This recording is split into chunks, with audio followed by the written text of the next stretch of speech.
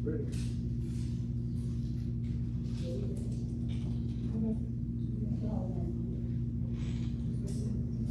Vasquez, are we ready? Okay.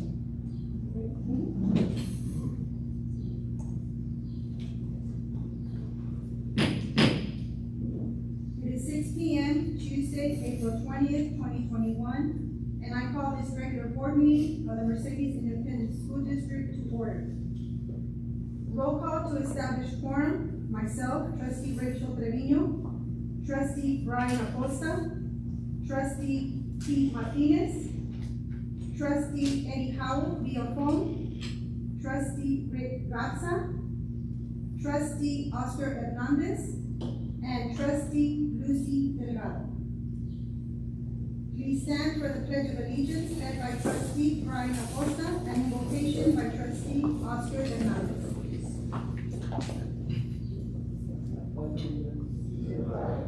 United States of America, and to the republic for which it stands, one nation, under God, indivisible, with liberty and justice for all.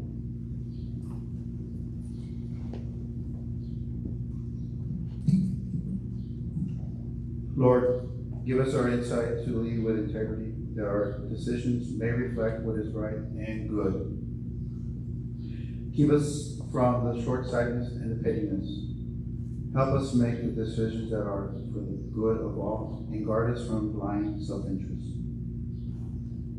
Dear Lord, grant us the humility that always seeks your will in all that we do and say. O glory be to you, loving God, now and always through Christ and Holy Spirit, forever and ever. Amen.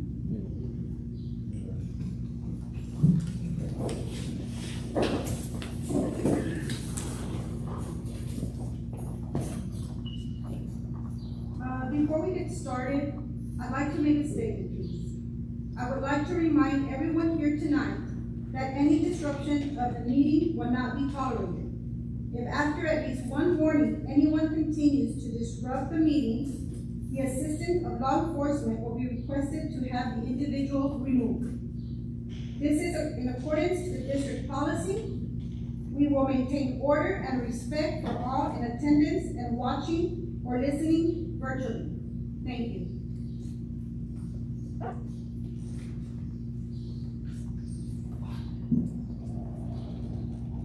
Open forum.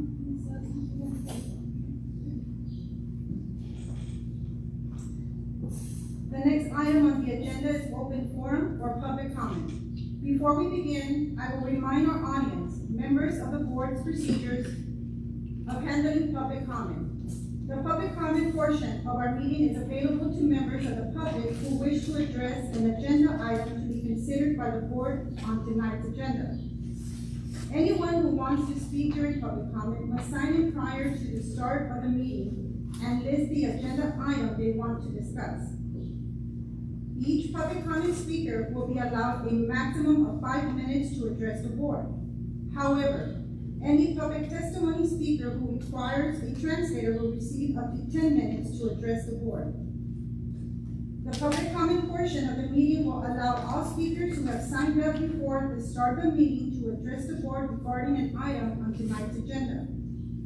Please keep your comments or criticisms civil and courteous. Please also avoid using profanity and refrain from making personal attacks on others during your opportunity to speak.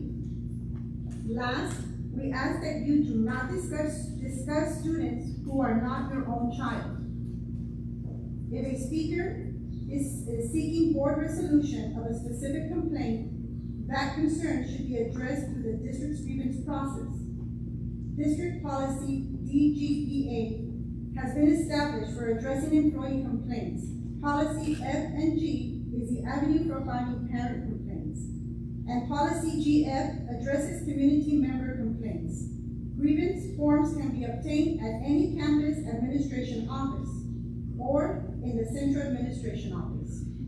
Thank you. Our first speaker, Lisa? Yeah, I'm Samira and is speaking on item E1 under superintendent.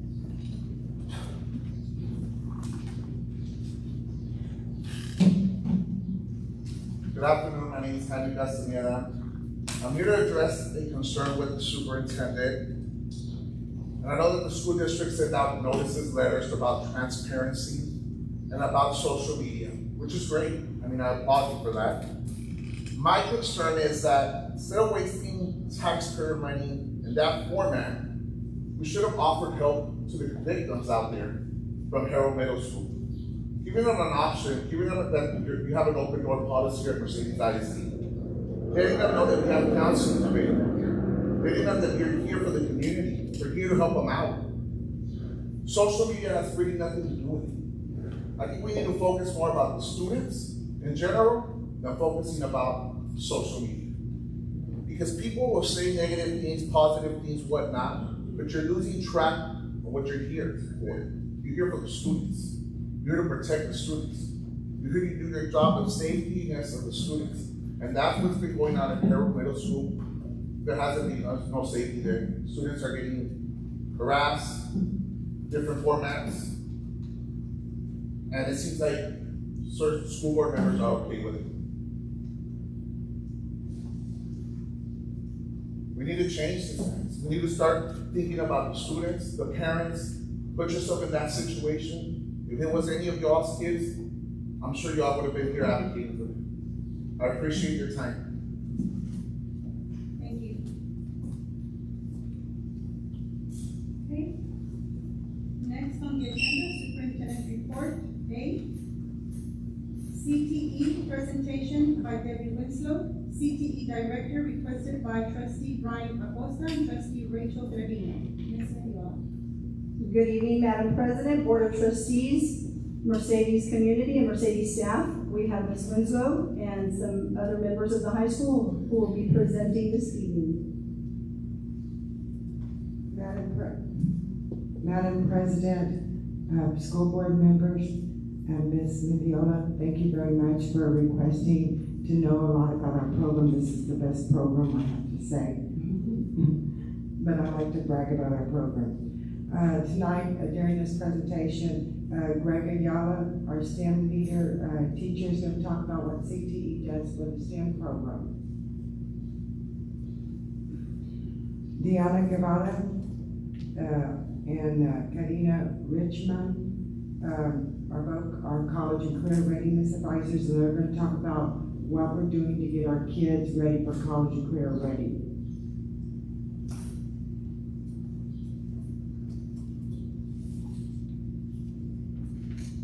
At this time, I wanted to let you know about our staff. We have 27 teachers. Mercedes Early College has 4 teachers.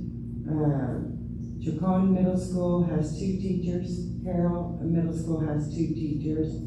And Mercedes High School has 2 college. Mercedes High School has 1 college and career readiness advisor. Mecca and MMA has 1 college and career readiness advisor.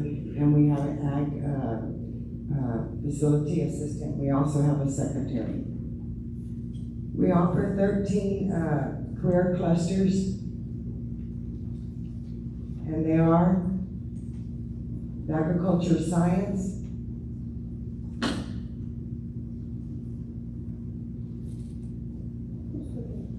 the architectural and construction,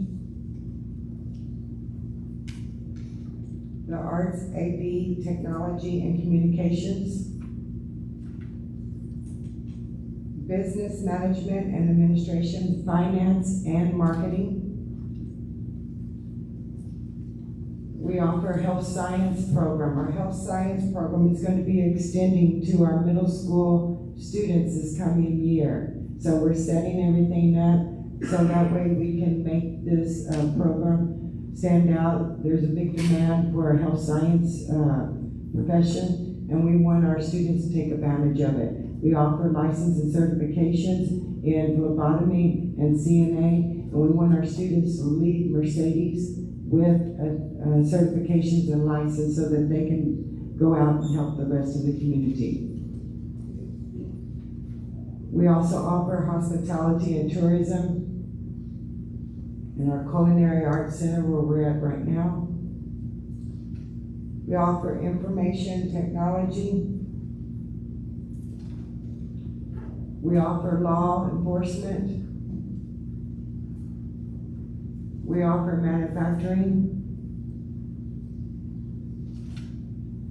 And we're gone into the college level. We're offering at TSTC, we're offering 4 pathways. And the first one is the aircraft power plant technician. The second one is the automobile maintenance and light repair and suspension and steering. The third one is machining.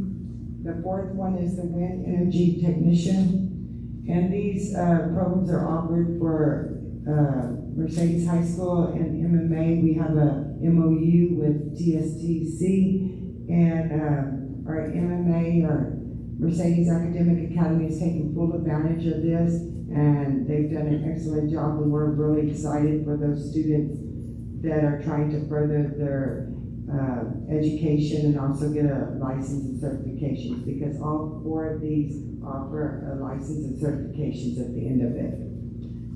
We're also offering classes through STC pathways. Our CT teachers serve as STC's instructors at Mercedes High School and Mercedes Early College Academy. We have a business. We have 2 teachers. One is at Mercedes High School, one is at Mecca.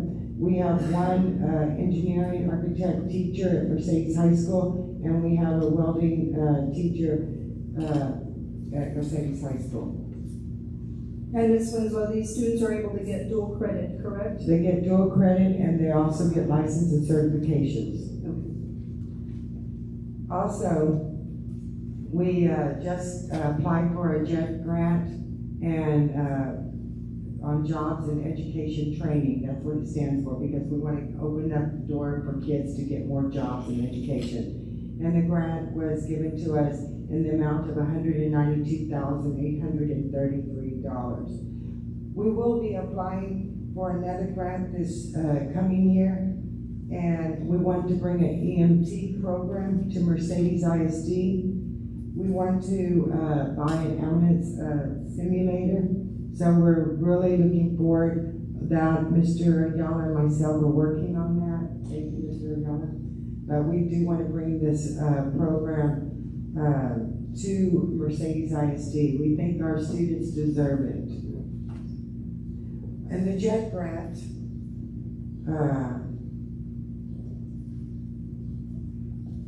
the following items were bought, and I'm not going to go through the list, but those are the items that were already purchased, and it's to upgrade the welding program. If you turn to the next slide, the JET grant equipment. That is some of the equipment that was purchased that our students could get, that our students got, and then also go up a little bit further, and that's a plasma cutter. So we have the state-of-the-art equipment for our students. We also, this year, we bought new furniture for our classrooms. We want our students to feel like they want to come to school. We want them to be encouraged to come to school.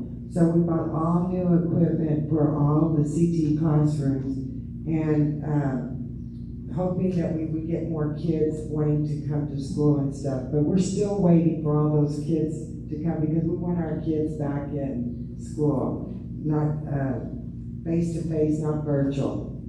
This has been a tough year for everyone. At this time, Mr. Ayala, our STEM lead teacher for CTE, he's going to talk about the component of what CTE does for the STEM program.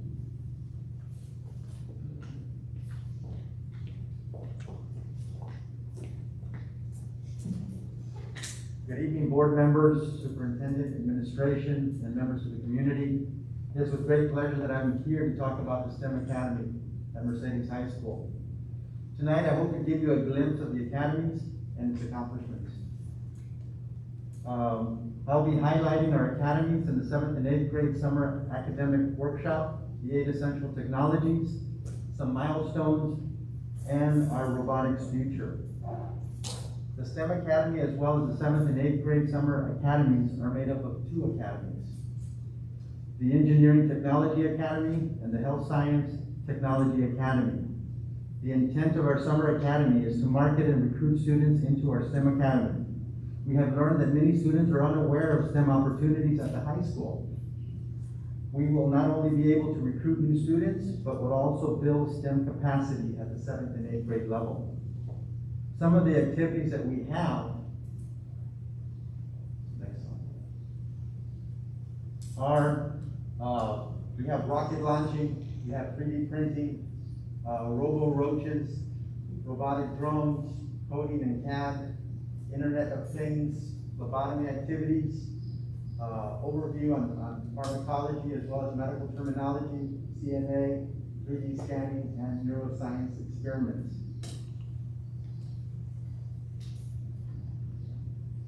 The academy is based on 8 essential technologies that have been identified by industry as the core technology that matters most for businesses across every industry. So, this is the next slide, I'm sorry. Here we go. These 8 essential technologies are something that we were able to incorporate for the first time. I've been with the STEM Academy for 5 years, and now we're beginning to look at artificial intelligence. We're looking at 3D printing and scanning, blockchain. How many of you guys know what blockchain is? You know, if you look at Bitcoin is blockchain. So once we start, I think a lot of times we don't, I guess we don't challenge ourselves enough. And I think the opportunities are there for us to incorporate these technologies and really put ourselves above the rest of the schools. Next slide. Yeah. Right here is something that's we barely started working on. We do a lot of problem solving through a process design process, I'm sorry. We use CAD. We're also using what they call reverse engineering. Our students are able to use CAD through Tinkercad, and I'll give credit to Mr. Gonzalez over there. He's been very instrumental in terms of the CAD component.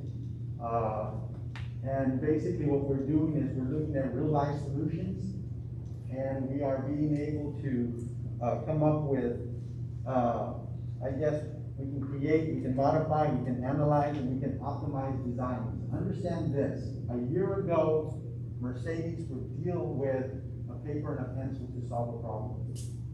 Now we are doing CAD, we're doing reverse engineering. Let's say if I wanted this microphone and I say I want to do this microphone, I can literally grab a scanner and I can recreate this microphone, put it on the computer, and build it on our 3D printers. Prosthetics, and it's endless in terms of what we can do. We were fortunate enough to get funding through CTE, as well as some other funding sources, and we have 4 3D printers. We have MakerBot as well as Forge.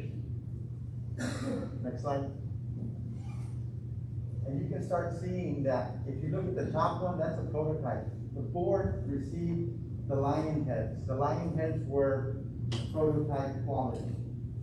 Now we have the ability to use what they call a multiple head extruder, and we can make actual finished products. And you do see this type of work in automotive, healthcare, as well as in computer science and AI. Next slide.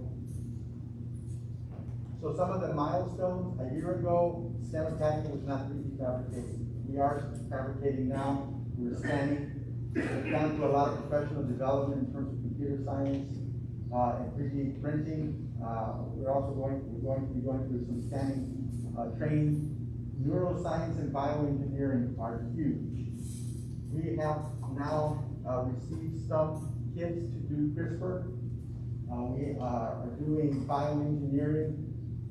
It's ironically, we didn't have a lot of students this year, but we have built capacity among the teachers. The teachers had the opportunity to start working with this, and with the limited amount of students, we were able to start working on these. So next year, hopefully when our students are here, we've built that capacity. We have a dedicated lab. We've launched rockets this year. We actually built them. I do want to 3D print some new types of rockets. We've upgraded in terms of robotics. We have AI, the Internet of Things. A lot of this terminology we weren't using a year ago. And in 1 year, we've really made some strides. Next slide. So here you have the top one is a competition robot. The bottom one, we're using neuroscience to combine a computer onto a roach where we can actually manipulate the roach to move to the left and move to the right. That's neuroscience. And a lot of times if you don't expose kids to like neuroscience, bioengineering, they'll never hear about it. But you put a backpack on a roach and you make them move around, that opens up the possibilities of individuals in terms of learning about neuroscience. The middle one, you guys probably have seen, all of that is 3D printed. It is everything in there, we've actually 3D printed except the motors. Inside one eye, there's a camera. So as we build a database, that robot can actually look at you and identify you and say, good morning, and tell you by name. The other two robots, you have a dog robot, which we are going to be building with students next year. Hopefully he'll be walking around at the high school. In addition to that, that robotic head is actually a 6-foot robot. And we want students to start learning about artificial intelligence, 3D printing, and designing. We want to push the envelope. We want to make sure that we stand out in terms of what we do. We're very passionate about what we do, and we hope that we can do some great things here at Mercedes. Thank you. Thank you, Mr. Ayala. At this time, I would also like to, the STEM coordinators here, Ms. Heather Garza. And I'd also like to introduce Ernesto Gonzalez. He's the one behind all the brains on this robotic and challenging our students. So I'm very blessed with the teachers that we do have and all the work they've done. At this time, we're going to talk about the financial career and college readiness program.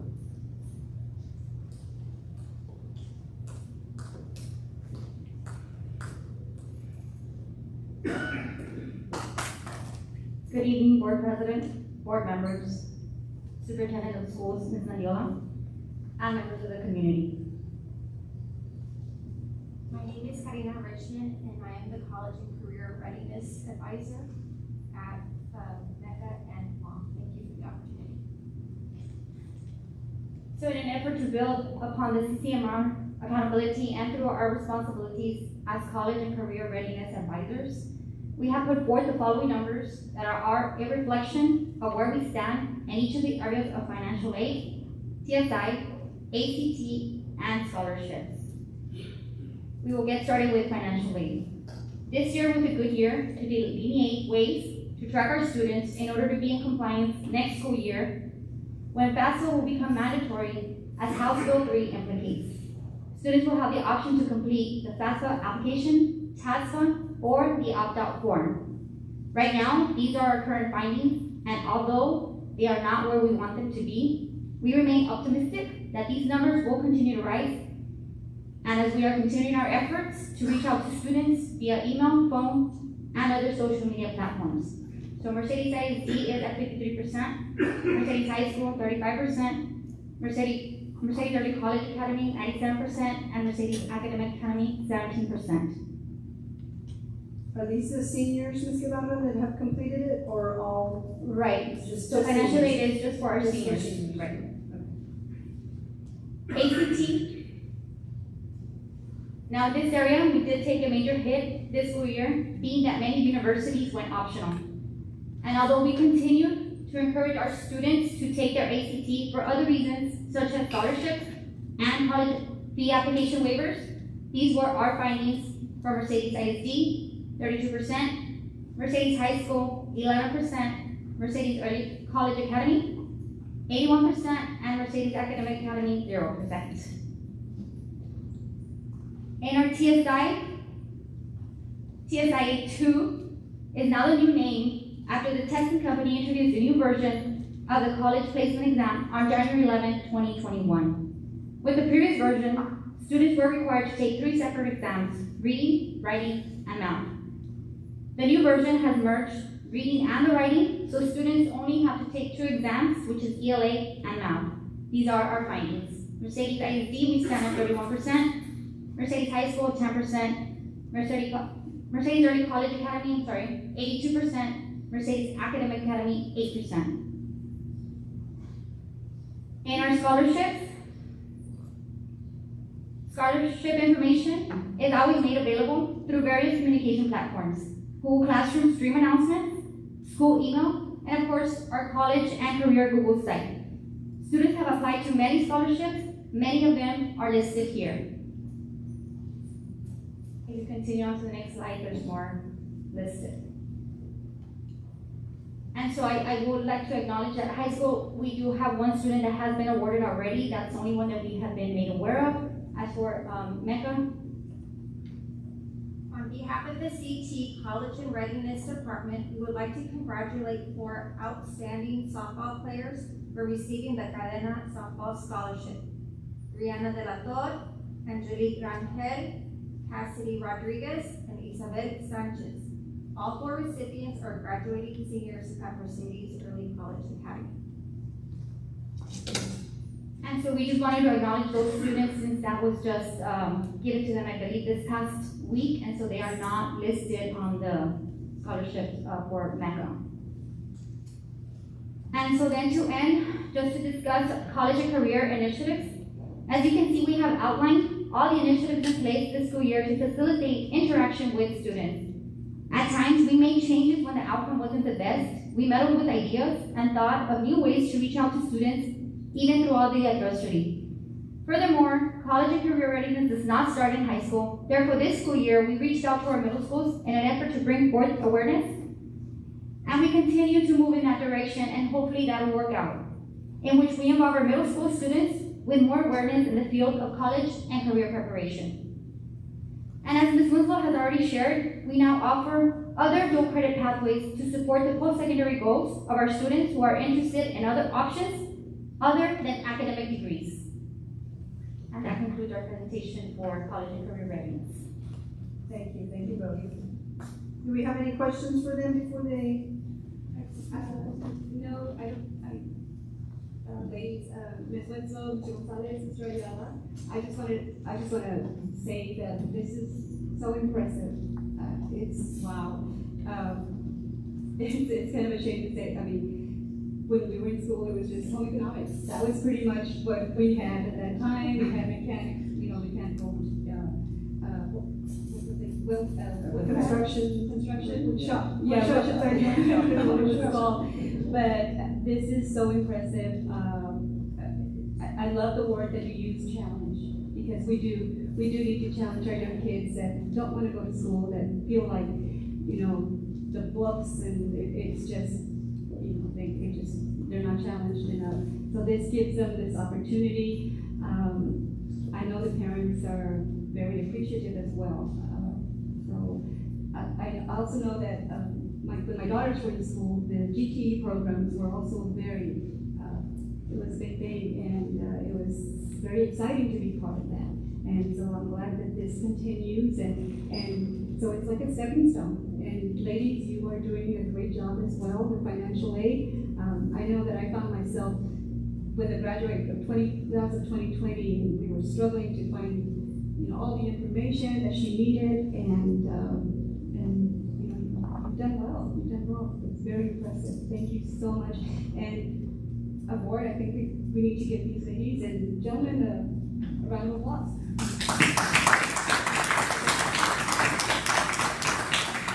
I would like to thank y'all for giving us this opportunity to talk about this program that is dear to all of our hearts. And I'm so blessed to have the staff that I have working for us and for us to keep accomplishing what we need to do, because we're here for the students, and that's the main goal.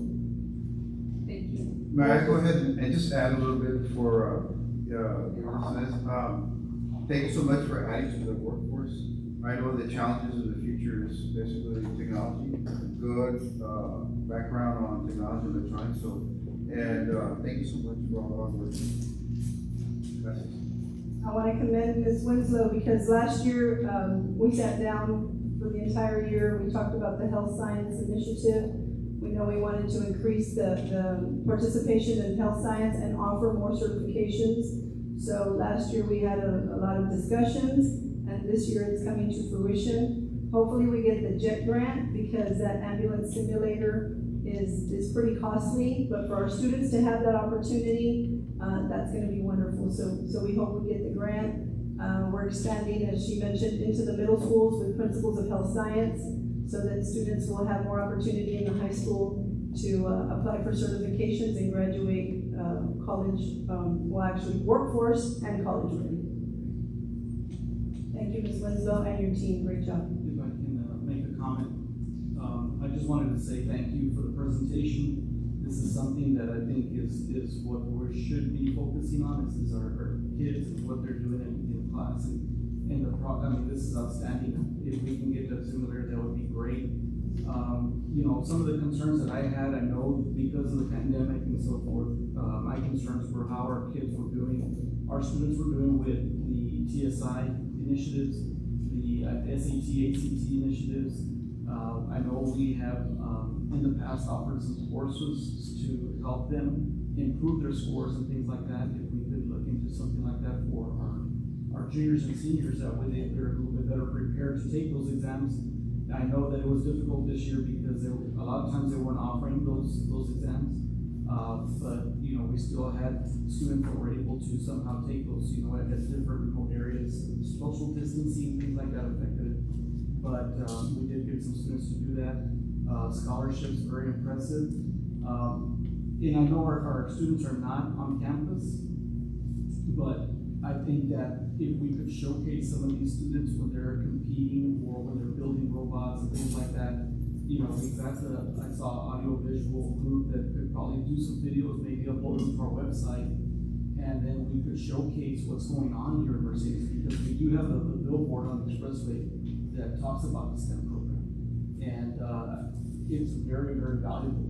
And I think that's something that'll help attract students to Mercedes, because once they see what's going on here, they're gonna wanna come over. I think that that's very impressive. I like the medical, you know, and it's gonna open up a lot of avenues. It's gonna help our students be better prepared when they go to college.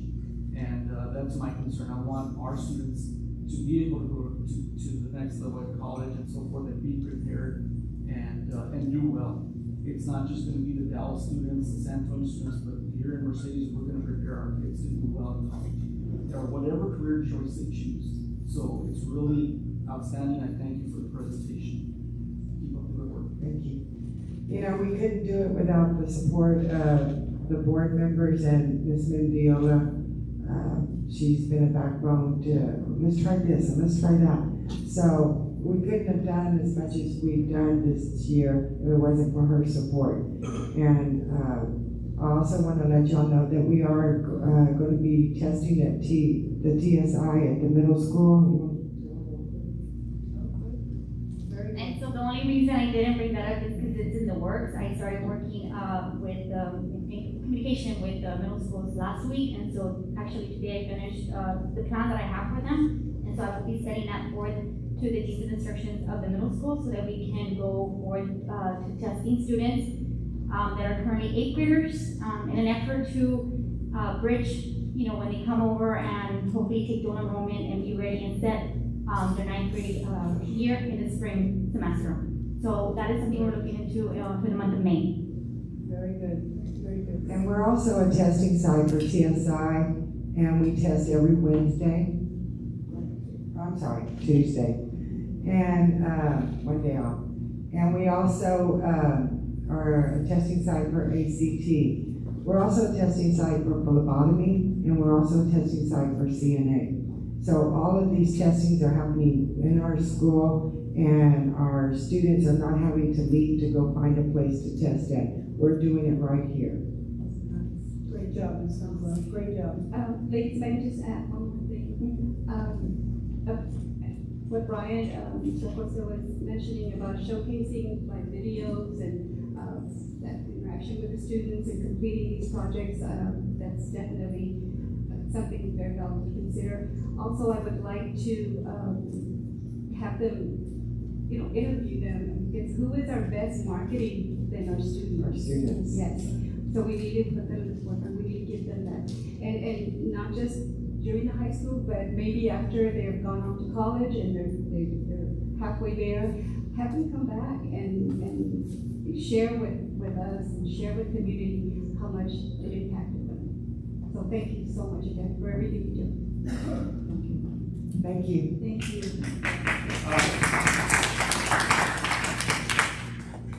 I have a quick question, Mr. Doug, because, I was just thinking about the department and accountability. I guess, just send us a work, I guess, send it to me how we're doing on, CCMR. Okay, yes, sir. Yeah, because I think, correct me if I'm wrong, We get points. Everybody should Oh, get yes, points. yes. And Ms. Winslow works closely on that. I don't know if you want anything to offer, but making sure that there's a coherent sequence, because that's what's important in order to gain those points. Yeah, I don't know That's if, the I don't certification. think it's appropriate time right now. Okay. To put that on there, but I was just saying because Oh, it's all I right. just want to make sure we're okay have with accountability. I don't even know if the state is gonna hold us accountable. Yes, for CCMR, we're still being held accountable. We are. Good question. Yes, sir. But We'll get that information. We're gonna be on target. Okay. Thank you. Thank you. She's on it. Thank you. Thank you. Wow. Thank you. Next, we have senior activities and graduation presentation requested by Ms. Lucy Delgado and Rachel Trevino. Ms. Mendiola. Yes, Madam Chairman, we have Mr. Orlando Rodriguez and Ms. Jeannie Venecia to give us an overview regarding graduation. We also have Mr. Juan Garza. They'll be giving us an overview of senior activities and graduation plans. Good afternoon, board members and Mendiola, members of the audience.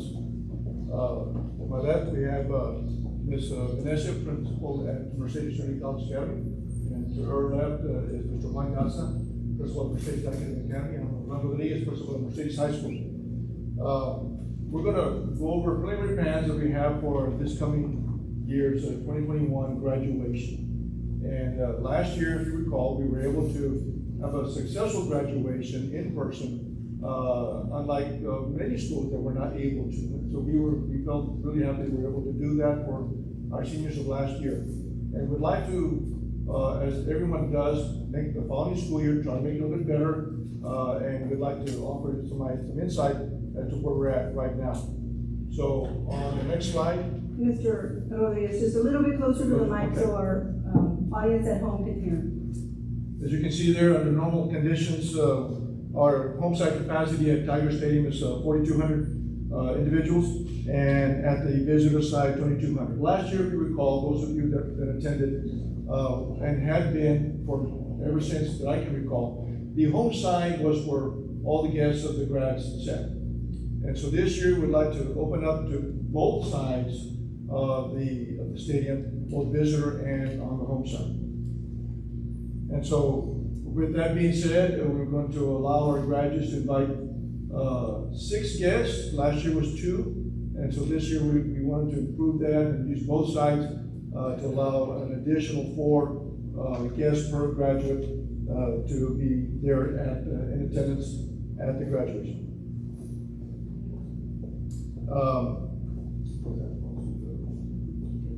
One of the recommendations is to remove the age limit requirement. Last year, no one under, I believe, 15. And so this year, we're gonna go and allow the new ones to come on in. And we think mom and dad can take care of those. Okay. We have an anticipated number of graduates this year of 330. With that, 6 guests would give us 1,980, well below the 50% capacity of the stadium, and yet still maintain a safe environment for our guests. Next slide. With with the guests sitting on both sides of the bleachers, the position of the stage would have to be changed. So the stage where the graduates would be speaking, the valedictorians and Victorian would be speaking from and where they receive their diplomas will now be in the middle of the stadium on the north side, close to the scoreboard. And so graduates will face north towards the scoreboard, facing the stage. If you recall, in most years past, the graduate would face the back of the speaker, and we think that this is going to offer a better experience for those graduates sitting on the field. So therefore, how will the graduates enter? If most years pass, and along this year as well, they will walk down the middle of the seated area and then move over to one side or the other as part of the procession. We're still in discussion as to where they exactly will enter the stadium itself, either from the north side, which we have plenty of room on either side to have them enter, and allow them to come on either side on the track, home side and visitor, wave to their families in the bleachers, and then proceed up the middle of the seated area and take their seats. So we'd like to allow them that opportunity if we can. So we're still in discussion as to the actual logistics of that entry.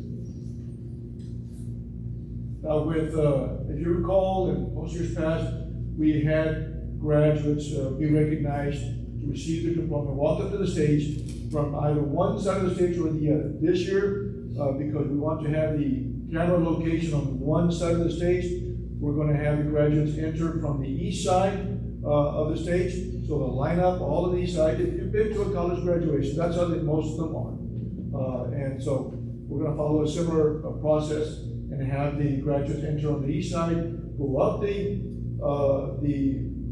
steps and onto the stage, receive their diploma, and exit off on the west side. So all will be going through that similar path. That way the cameras for the photographers will be facing one direction. Our live video broadcast will be from one side, so it'll be a lot easier for the camera crews to be able to videotape and broadcast that ceremony. We will ask, once again, like we did last year, all the graduates to remain seated throughout the ceremony. At the conclusion of the ceremony, we will ask those individuals, those guests in the bleachers, to exit and await their graduate in the parking lot. Once all the guests have exited from the bleachers, we'll ask the graduates to exit orderly to one side of the home side bleachers or the other, north or south. The next slide shows the position of the stage. It's not to scale, so it's not that large, but just wanted to show you the position of the stage at Tiger Stadium.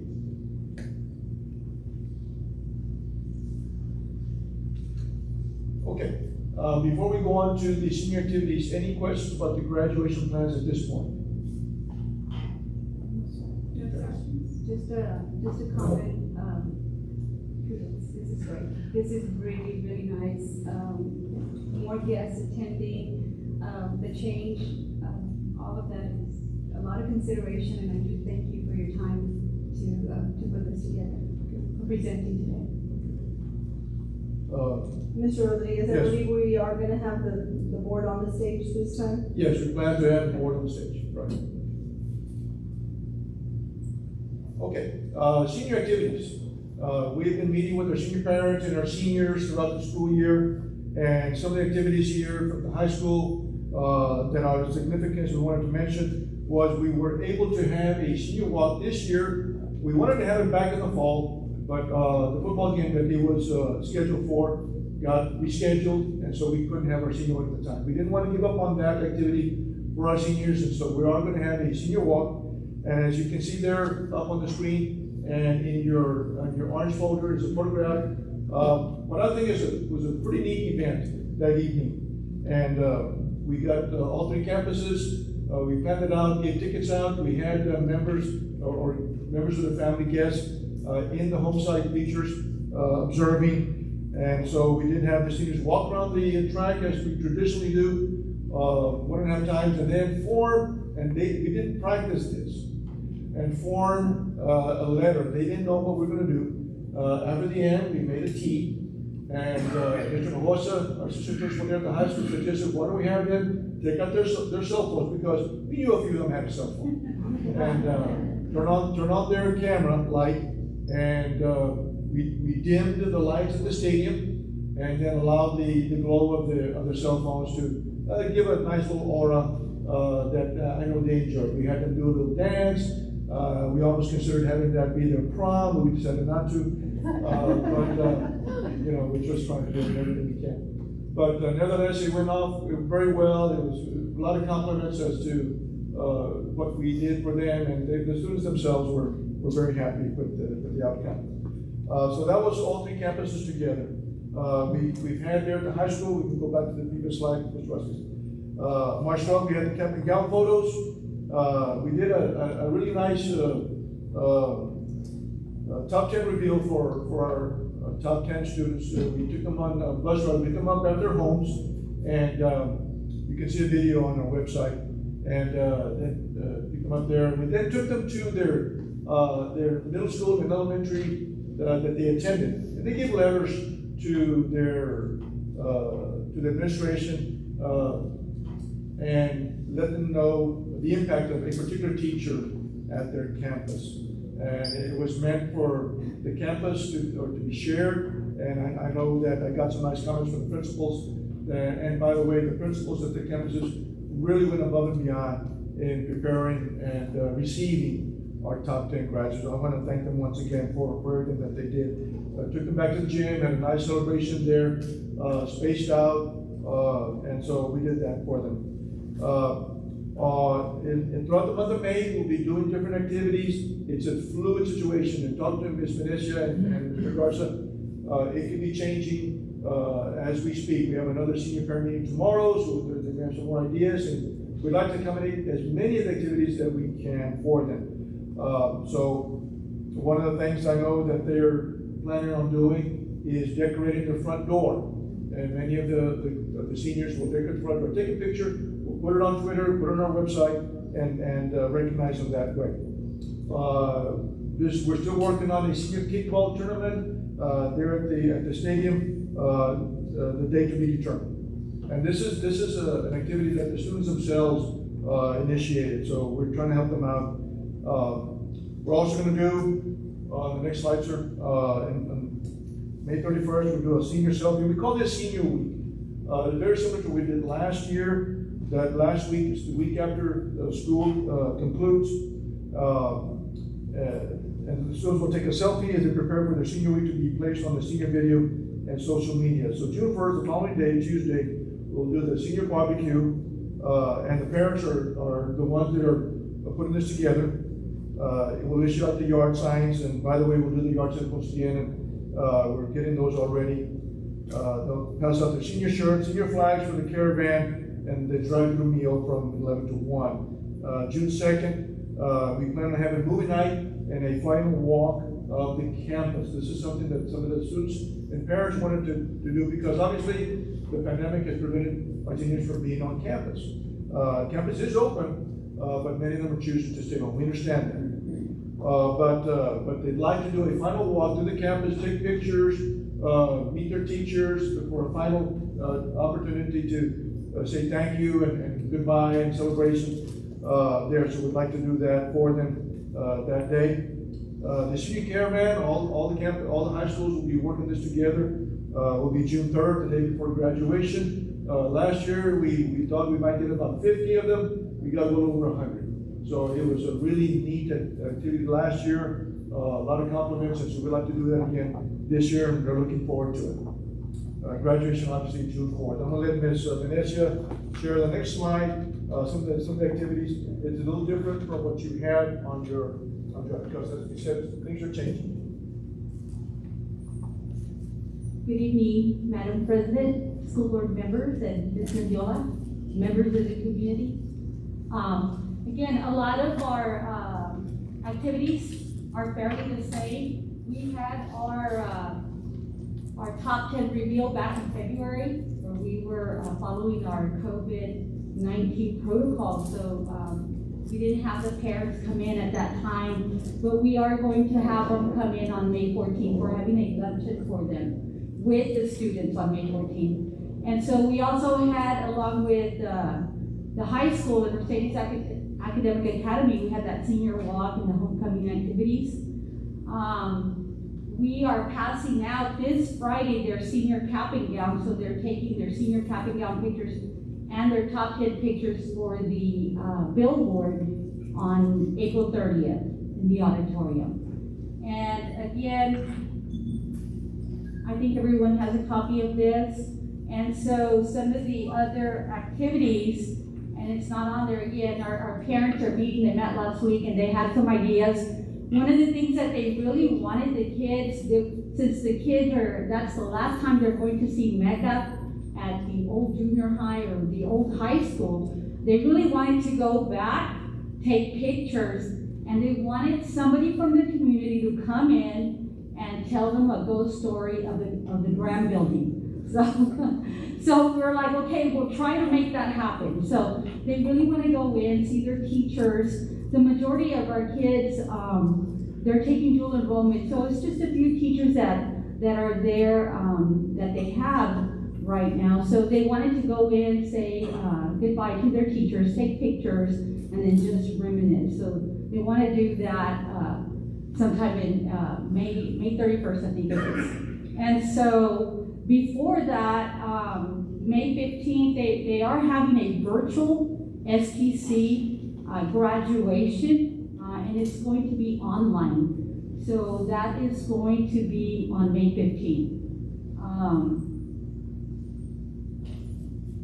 Then, of course, on May 31st, they wanted to have a picture day. They want to come in, take pictures, and just, be out there with the teachers and reminisce. And then on June 1st, they want to have a mega courtyard, a presentation of the virtual senior assembly. We were thinking about having it inside the auditorium, but then I know that there's only about 99 people that we can have inside the auditorium following our COVID protocols. And so the parents wanted, okay, maybe we can have it outside. So we're considering that, to have more people come in. We can set it up outside. And then of course, we're going to have our barbecue, our curbside pickup on June 2nd from 12 to 1:30. And our senior caravan at 6 p.m. along with the high school and Mercedes Academic Academy, and of course graduation at Tiger Field on June 4th. So those are our activities. And then of course they're fluid, so they might think of something else. And they were already thinking about decorating the doors and all that. So we do a lot of the things together. So, the kids are friends, and so, we do a lot of things with the high school. Thank you. Thank you. Any questions? I have a question. June 3rd, the senior caravan, is that the same as the parade? That's Yes. the parade. Okay. That's great. I just want to say thank you so much for making this very special for them. They miss out on a lot, and it sounds like you all have it together. You put in different ideas. It's a change. It's changed, and it's a blessing. It's almost like a blessing because they miss out on a lot. They're going to feel like it didn't happen. I don't have a child graduating this year. They're all done. But I know how the pride it feels every week as they get close to graduation. I know what the students feel like. I understand totally how the parents feel like as well. And I know that they're going to appreciate everything that you've done. So, good job, guys. So thank you. I know that last year, the seniors were not able to do a lot because of COVID. And I was around Miss Vanessa a lot because of my daughter. She graduated. And every time I saw Miss Vanessa, she was in tears because she felt so bad for the students. So every time we did something, I could see the tears in her eyes because she really, really felt bad. You know, I don't know about Mr. Rodriguez, I'm sure you but you know, I know that you guys are working really hard to make this really special for them, and I don't know about the other board members, but I'm sure they feel the same. You know, we want to be a part of it, so let us know. I know that there might be activities on here that you didn't, that we don't have to, that you mentioned. Let us know. I know I would like to be there, to help them celebrate, so. Thank you so much. And not only just attending the celebrations, but, you know, if you need help in any way, please reach out to us. I know some of us are kind of on time and schedule, but, you know, we have a lot of handywomen that will definitely love to be a part of it. Mr. Garza would love to look, he's volunteering right now. Absolutely. And, you know, you're making it very special for them. And we have at the high school, early college, and I have a lot of special kids there. I mean, my daughter grew up with them, and so I know them, and I've seen them grow up, and I'm glad that they're going to do all this. So thank you again.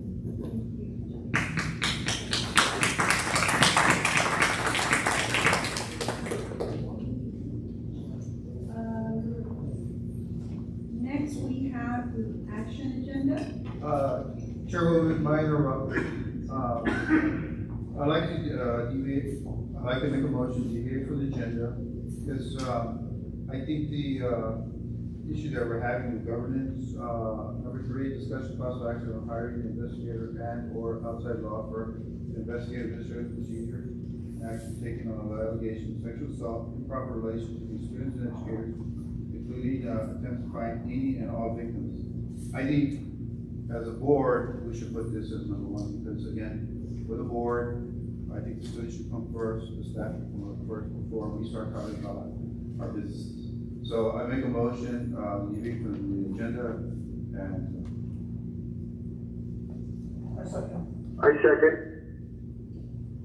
Eddie, you still there? So we can wait to deviate from the agenda, something first and second. Yes, ma'am. Okay, so we have a motion from Mr. Hernandez to deviate and go directly to,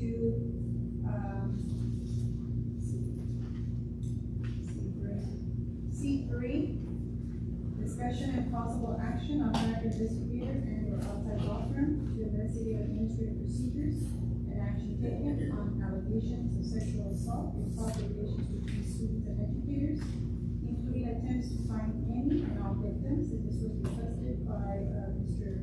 Martinez and Mr. Hernandez. So now so we do have a motion by Mr. Hernandez and a second by, I think I heard Mr. Martinez. Okay, all those in favor? Say aye. Aye. Aye. Okay, great. All those opposed, same sign. Okay. All right, so I guess we can go ahead and open the, any discussion. Now we're at 3.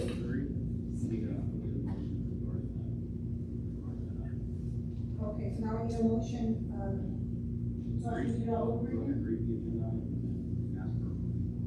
Okay.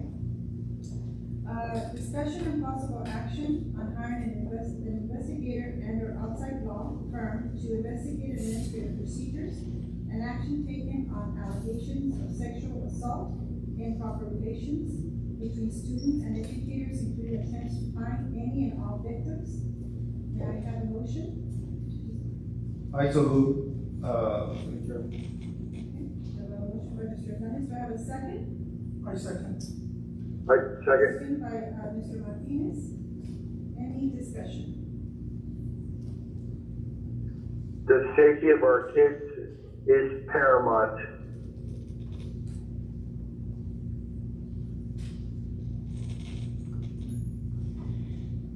well, the issue, the reason I second this is just everybody nowadays is using the word transparency. Sometimes the transparency doesn't hold any weight anymore. And I think for the sake of the students and the staff and the community, this needs to be addressed. And I think as a board, we need to step up to the plate and make a precedent that says, you know what, we're not gonna accept this, okay? And I will look forward to consider the suggestion of what is on the motion here. Okay, it says, hire an investigator and or an outside law firm with no input, no recommendation from the superintendent. This is our role. Okay, we've had discussions before about previous issues, and I do not see us reverting back to the old ways. No, we're gonna do upfront. If it's the board's responsibility at the end to step up. We've done it again the past few years. I've seen it. I've seen the leadership in here. Tough discussions, but we held to our ground. We held to our principles, and look at the results that we're having. You know, I don't have to go back and bore you with all the great things that we've done as a board. You can look at the funding. You can look at the dropout rate. You know, these are the tough decisions we have to make. You know, we have to go back to discussion with vendors as well, but we still to our principles. And I yield my discussion.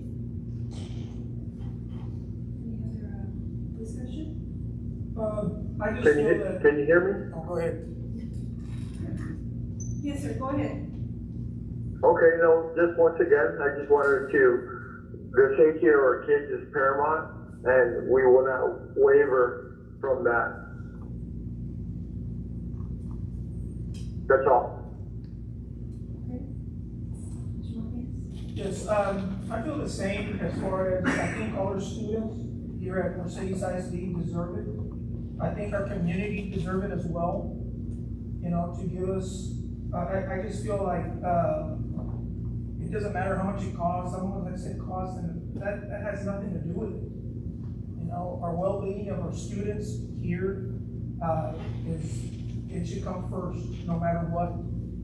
And I think we need to do as a board, I think we need to do what is best, especially for our students. Okay. Any other discussion? Well, the issue we're having, Tony, is that the motion says to, you made a motion, right? That's what it is. I made the motion, you seconded. On the motion says that either an investigator and or outside law firm, right?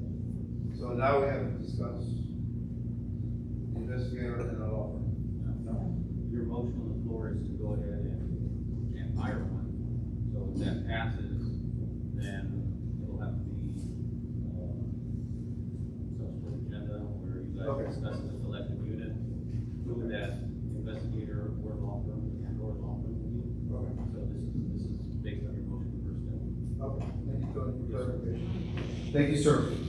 And so I have Yes, sir. I tend to agree that the safety of our students is paramount. I don't think anybody here disagrees with that. But I also have to state that I think that the safety of our kids is paramount to all our staff. I think our staff is competent. They were hired here for a reason. They know what they're doing. And I feel that confident in that they're gonna do what's right for our students. And so with that said, I think that like I said, the staff, our staff here, does what's right and is here to protect our students and to educate our students and make sure everything's done right. I have a comment too. I also agree with safety of our students and with all of you. But our administrative procedures, are they not set by TDA? And are we not following TDA procedures? Are we not following the administrative policy and procedures? And why would we not, look to TDA to review our policy and procedures? Instead of a law firm that that maybe might know all the regulations and everything as far as our education goes, but a law firm or an investigator, they're not really, Do they have the qualifications? Do they have the background to do this? What type of investigator are you going to hire? That's it. Thank you. My concern with this is, the way it's stated is, the improper relation between students and educators, including attempt to find any and all victims. That in itself is putting our children, you know, in a bad position as well, because some kids do want to come forward, others don't. I know the Dog County Sheriff's Office does have a hotline for individuals that want to report it anonymously, or in person, saying that the incident did happen to them. We do care for our students, we do want the safety for our students, but like Mr. Calo has said, I feel that we did properly follow our guidelines set forth by the board policy and procedures, and that's all we have to say. Thank you. Okay, thank you.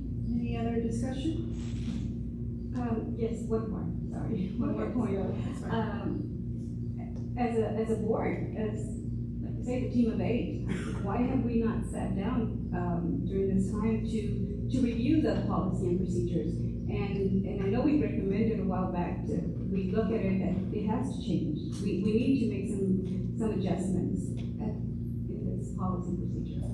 Mr. Young, I think we might have had a conversation this a while back. We have not, we have not brought this up again as a board, and we've met several times in the last few months, and it has never been brought up. So I would recommend that we need to discuss this, and we need to, because we know our district, we know our families, and we know our, we know. Thank you. Any other discussion? I think, to me, my humble opinion about it is impartial. And there's a lot of questions out there on the community, impartial. And that's this is the key term, impartial. And inherent in the meaning in there is, we're looking for an impartial arbitrator. And that's my humble opinion, and it is what it is. Also had. One last comment, if I may. Go ahead, Mr. Howell. Yes, parents are demanding peace of mind that we do everything that we can do to make sure that everything was done properly and our students are safe. And that's, in closing, that's just, I wanted to state that there's still a lot of concerns out there, and parents are demanding this, so it's of most importance. Yes, pertaining to like the law firms and stuff, there are specialized law firms that specialize in education on school laws that are out there. So it's not, just wanted to make sure we look at that. And again, we're talking about procedures, everything that was done correctly. If there's things that were not done right, hey, we need to make sure we correct so it doesn't happen again. If everything went great, that's great. But we need to double check, make sure we did what we were supposed to do. Everyone did what they were supposed to do. Not just few individuals, everyone that had contact. So, I strongly feel, we have a system. So I don't want to do more. That should be. In regards to impartiality, I think as board members, if you've read our policy, you would understand that there are outside agencies that are used that would remove all impartiality from the investigation.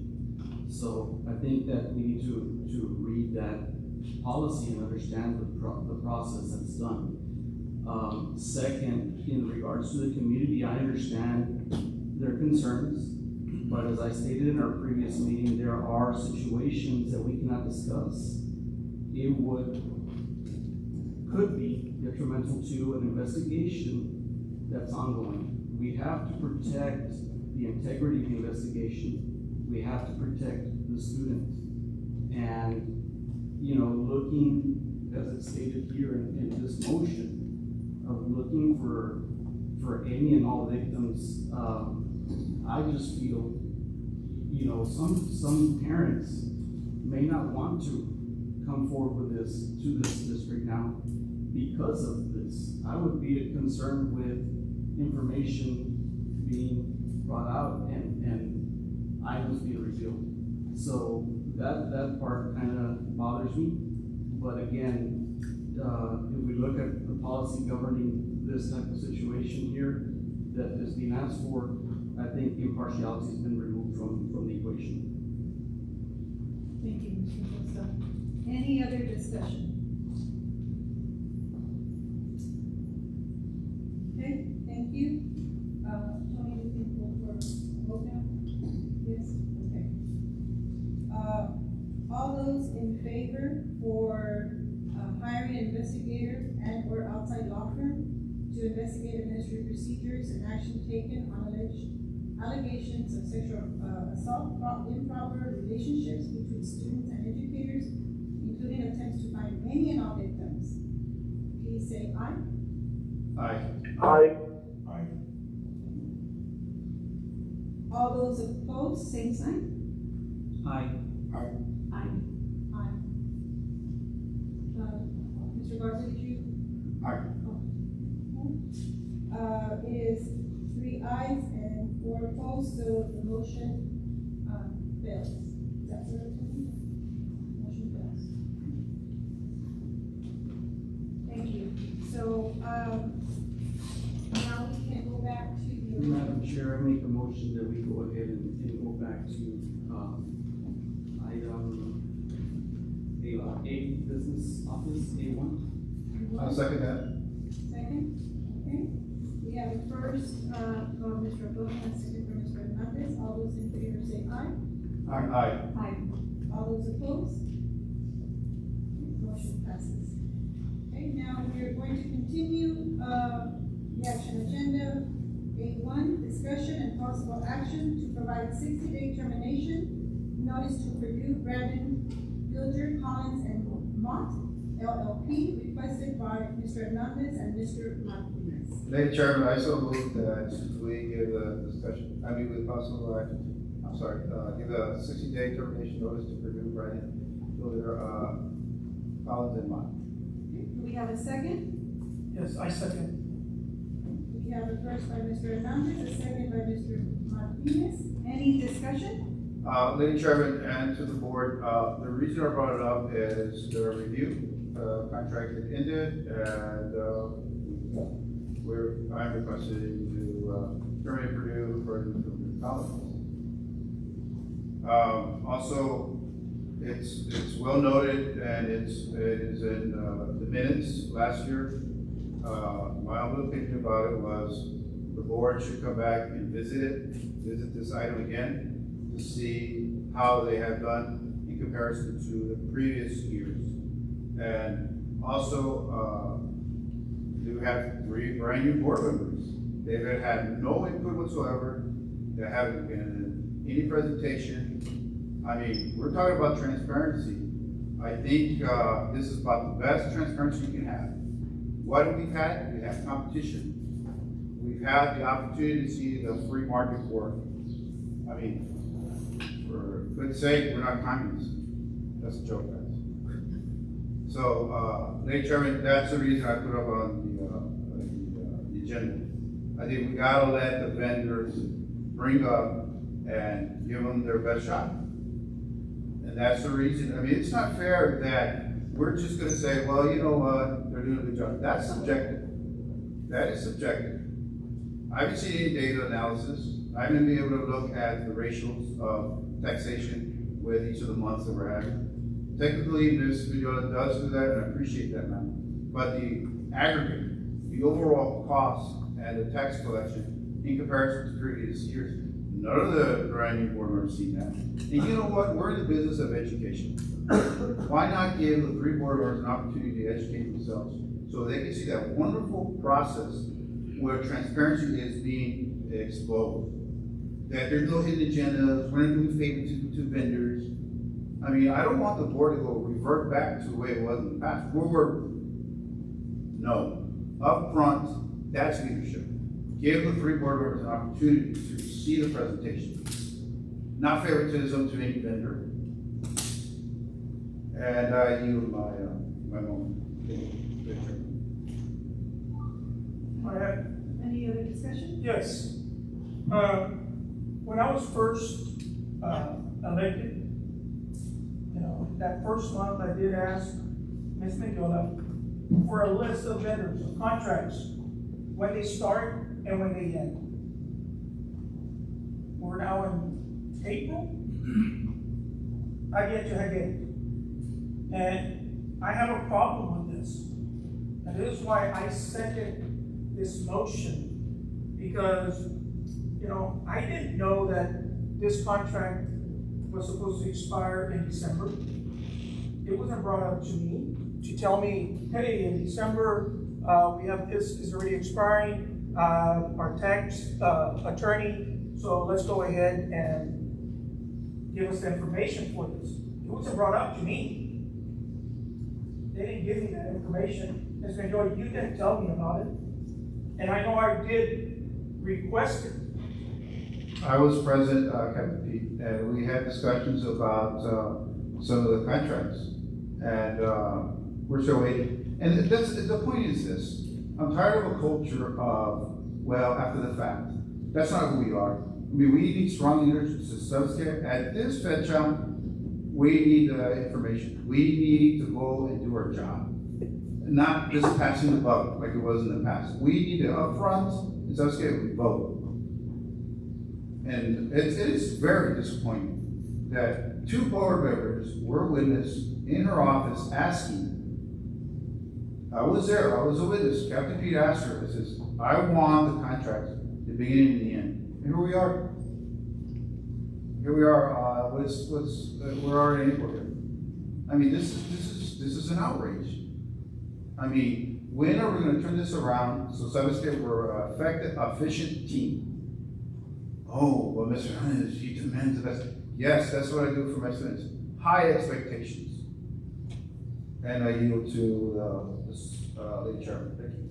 Oh, I have again, I don't know why she didn't bring it to my attention or to the board's attention on it. But I'm going to ask right now. I'm going to ask Ms. Mendiola, I would like to have that information, like for the last, because I wasn't here when we hired the current tax attorney. I wasn't part of, course, the one before it. So I don't have no variance to compare anything. I don't have things to show me, oh, we collected so much money. Oh, we collected, I'll just give you an example. We collected $400,000. Well, I don't know if that's good or not. Should we have collected 6 or that great? Because last time we only collected 300,000. So I have nothing to compare this. So I'm asking you that you can give me the last 3 years of that information. And this way, I can have the information, to compare, and I can make a better judgment. Because right now, I don't feel comfortable. I do not feel comfortable in making a decision because I do not have everything brought to me. I feel, because you didn't tell me about this, I feel you're holding back. You're not telling me something, or you're not giving me all the information. And that really, really bothers me. I know we had problems with superintendents before, and we got in a big hole. And my thing is for the community. I don't want to go back there because I was part of that school district. I don't want to go there. So my thing is, again, I feel very uncomfortable. to make a decision based on that. Go ahead, Mr. Acosta. So, you know, we're feeling uncomfortable making a decision, but we can go ahead and put them on notice. Number one. Number two, at several of our meetings that we've had, we've praised this firm for bringing over $500,000 in monies back to the district.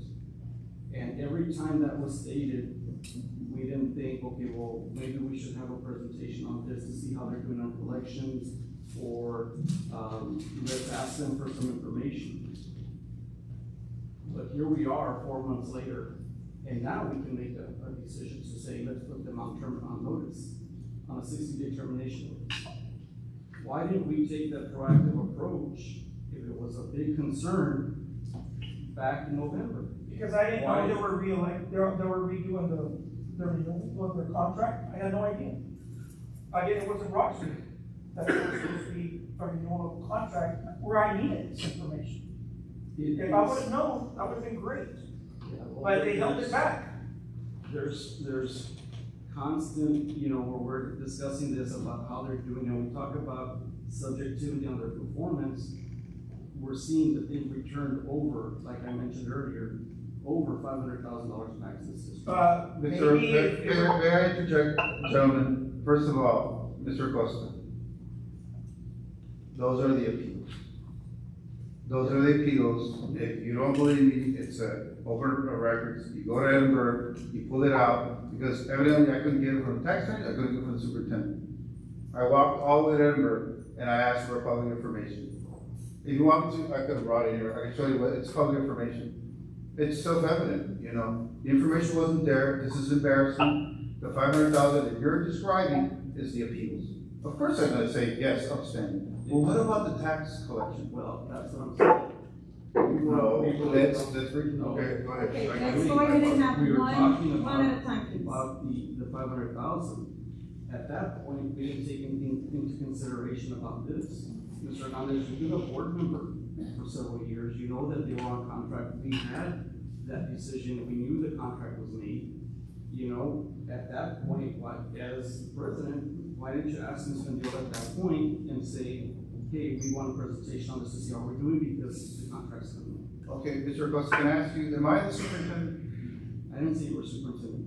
Well, you're inferring that I'm the superintendent and I should be on top of those meetings. No, sir. We're paying her top dollar. She could have brought it up already. And she could have said, Sabascape. Mr. Martinez just explained to you. He asked for the beginning of the contract and the ending of the contract. And I understand that, but now we're kind of contradictory because we are holding ourselves to a higher standard and we're not gonna let these things happen. Yet we're gonna rely on the superintendent to tell us what it is. I mean, as a board member, we entered these contracts.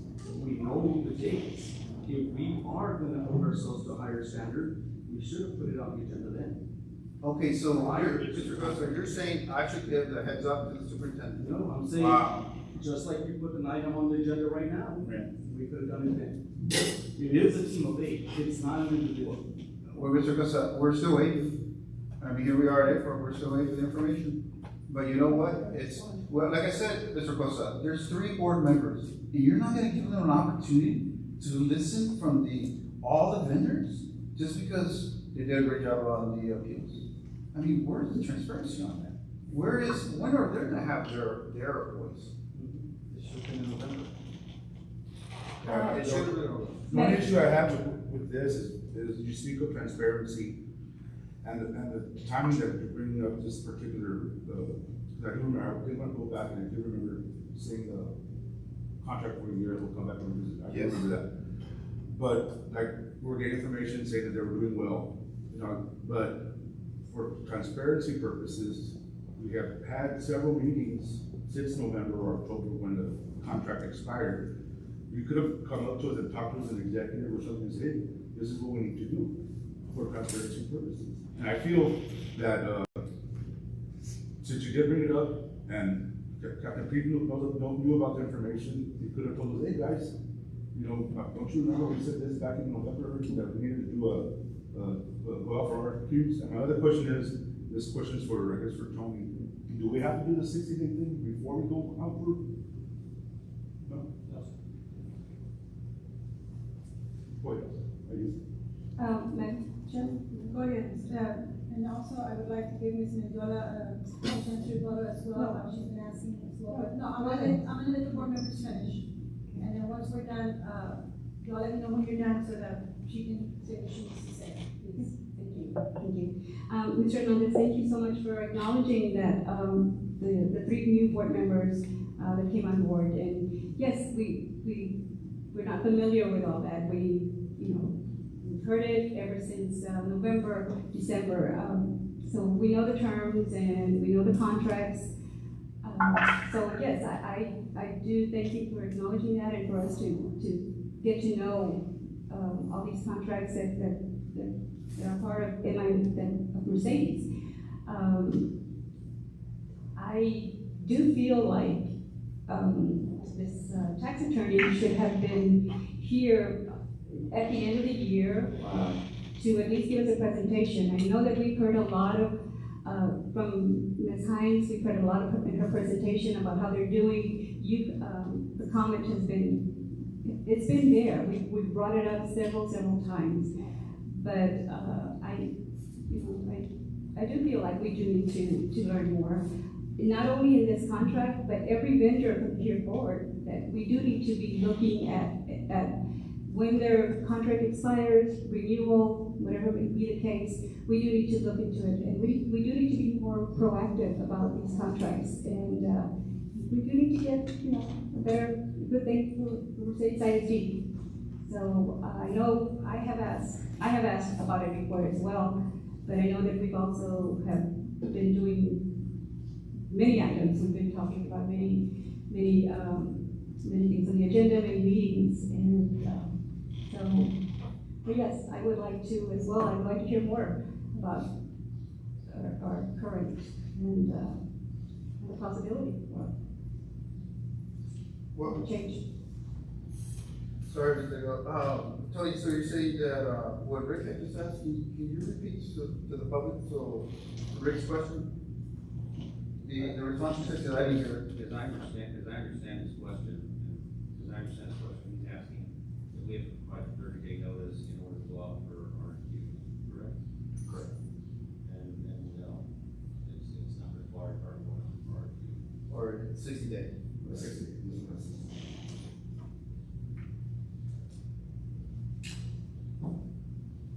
I guess, I just want to chime in a little bit. I guess I was thrown a little bit, on this, agenda item only because I hadn't heard from any of us. No one had ever mentioned, not one person had ever mentioned that we should look or go out for bids at any point. On the contrary, everything that we ever talked about was positive. So I think we all just assumed that they were doing fine, and we were very, very appreciative of everything they had done.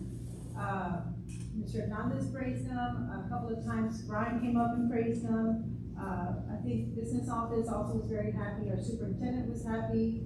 We all, I'm sure it's in the minutes where all of us were happy with their services. So, and I understand where you're coming from, Mr. Hernandez, but, again, this is another item where, maybe we should have talked about it, like team of 8. Hey, what about putting this on the agenda? This is how I feel about it, and talking with all of us, because we kind of were thrown, about this item. And, we talk about being a team of 8, and we need to show that we are a team of 8 and talk to each other. We see each other enough to where we can bring up questions and not just put something on the agenda and just wait for the day of the meeting and then wait to see what's gonna happen, because basically that's what's happening. Let's talk to each other. We're an executive, we're out here, we talk about everything else. Why not about items that are on the agenda? Lady Chairman, I don't make deals in executive session. Well, Is I'm that not where talking you're about finding? making deals. I do not make deals in executive session. I don't make deals outside. The reason it's on the agenda is because we're transparent and we talk about it in public. I'm not gonna be talking to you and making deals behind the scenes of the public. This is an outrage. Mr. Hernandez, I Ma'am, never said, I'm Mr. so, Hernandez. no, this is. I think you're putting words in my mouth. Ma'am, That's what not did you what just I say? said. What No. did you just say? You That talked executive about. session was gonna be Order. Thank you. This discussion has gone outside of what this agenda item is. Thank you, Mr. Fresca. Okay, I'll go ahead. any other discussion? May I comment? Oh, Madam Well, Chair.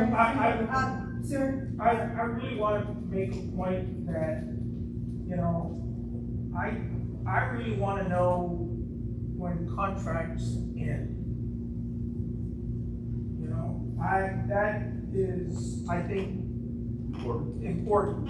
That is my main deal, okay. you know, and, Yes. and, you know,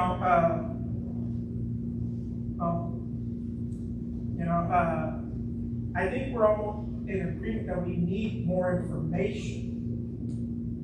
I don't know, maybe it's just me. I don't know if you need more information, but for me, what it sounds is that we really need more information on this. You know, to make a decision. But that's me, because like I said, you know, I know there's a lot going right here, but I think that is key among a lot of, right, I don't know, you're also, everywhere, you know, to get as much information, to deal with this.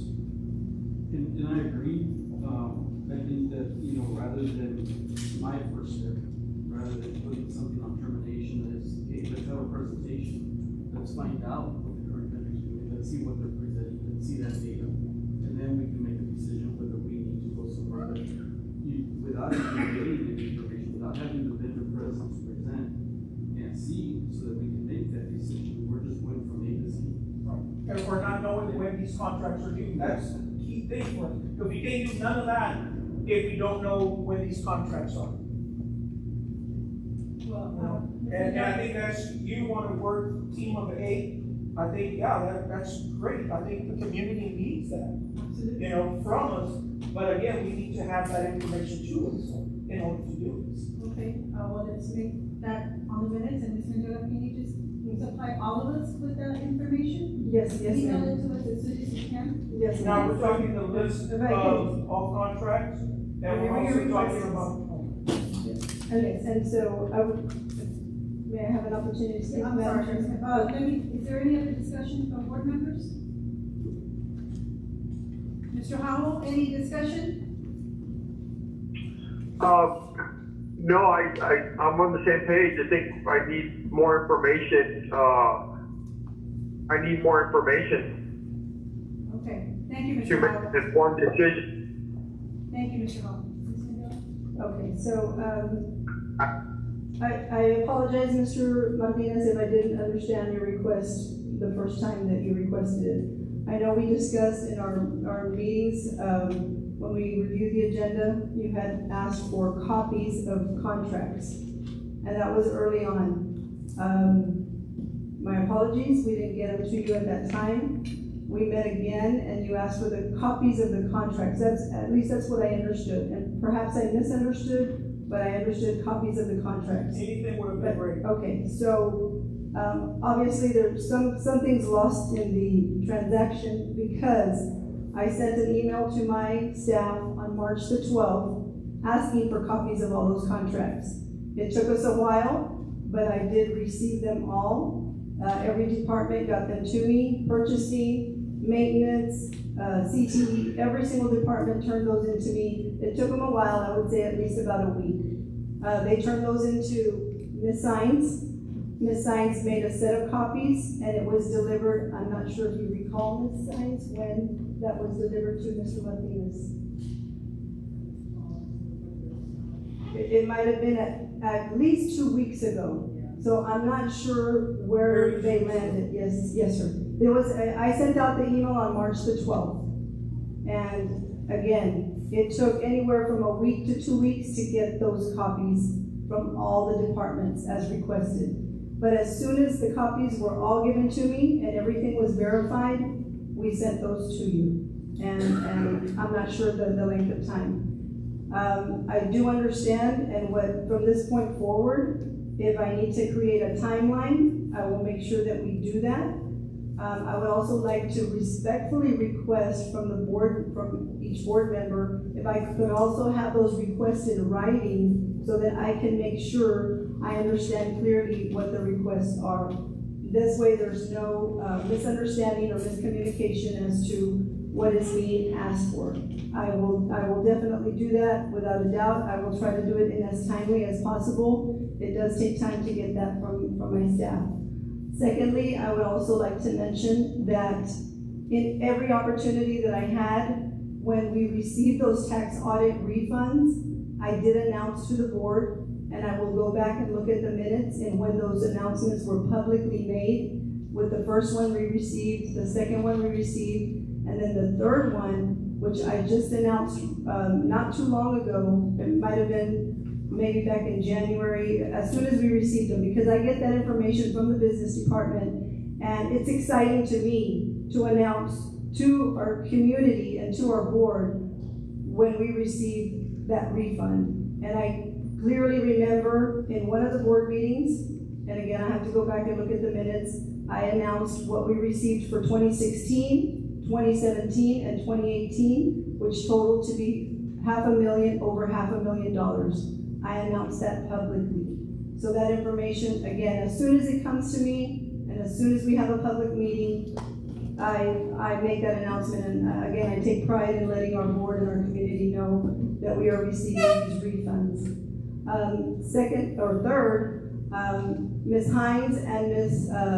Delia recently gave and Ms. Hines, I can't see you, but I don't know if you can see me. You recently went over the collections in one of our board meetings. Did you not present on the collections that we had received? I believe it was through February, because we only had that information at that time? Yes, ma'am. Is that correct? Yes, ma'am. Okay. But it was total collection. It was total collections, and that was presented in a February meeting, if I recall. But again, I'll need to go back and check the minutes.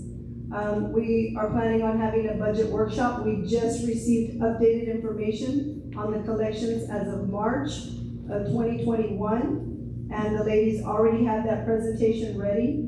In fact, I provided a draft to the president and vice president so they could see where we were with collections, and then that was going to be presented in our next budget workshop.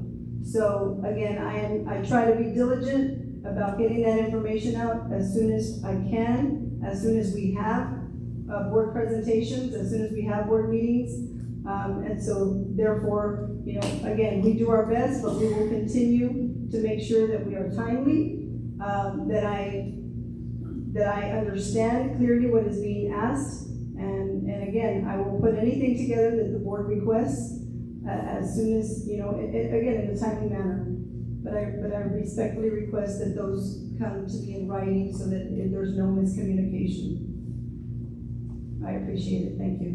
Ms. Vidal, I have a quick question. Yes, When you're saying 500,000, is that the appeals or is that the tax collection? Oh, these are the appeals. These are the tax audit values. Okay. These are the appeals. For the record, Yes, those are the appeals. correct. And my concern here is it's renewal time. Okay, These are the tax collections. I mean, let's not get confused with the appeals with tax collections. yes, Tax attorneys. And that's why I put this on the agenda. It is a renewal time. And that's all I'm gonna say. okay. And the And I tax, yield my time to this, Okay. later. tax collections were also presented, sir. Okay, I have one question. Ms. Mendiola or Ms. Hines, this tax collections for 2021, these reports are from the tax attorney or from the No, county? these are from the appraisal. Ms. Hines, where this information comes from? The monthly tax, Collections? Or in the consent agenda, is that what you're asking? Where do you get this, where do you receive the information from is the question. The reports that are on the consent agenda for tax collections, those come from the Hidalgo County Hidalgo Tax. County Tax Office. Paul Gaglia's office in Denver. I'm just concerned because, Mr. Hernandez, I know you mentioned earlier that you went to Edinburgh to research, to obtain some data, and you were unable to locate that.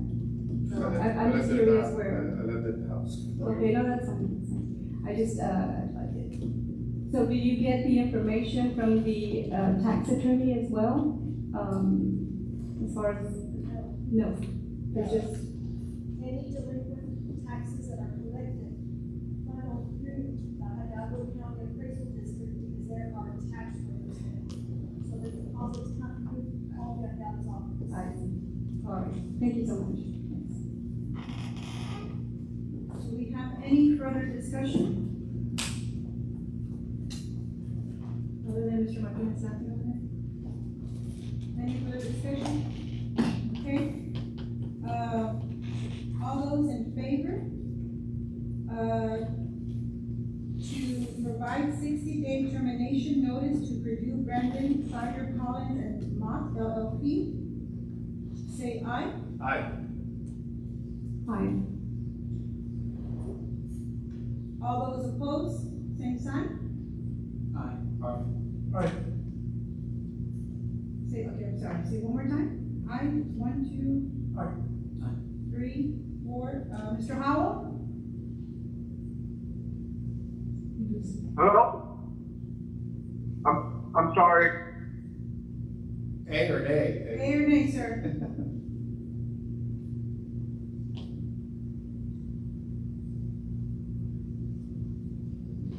You want to repeat this one, Mr. Howell? Do you need me to repeat it, Mr. Howell?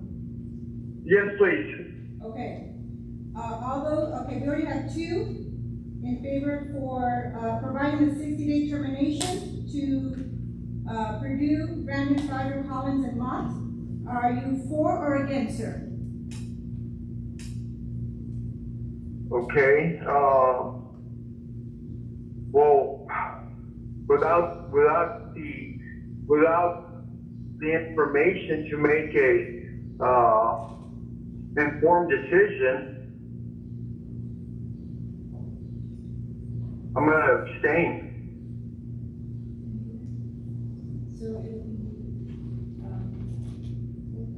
it's 4 for opposed, 2 for yes, and then 1 abstain, so the motion fails. Is that correct? Okay. Motion fails. Vote yes or no? Yes. You abstain. Okay. Let's go on to the next.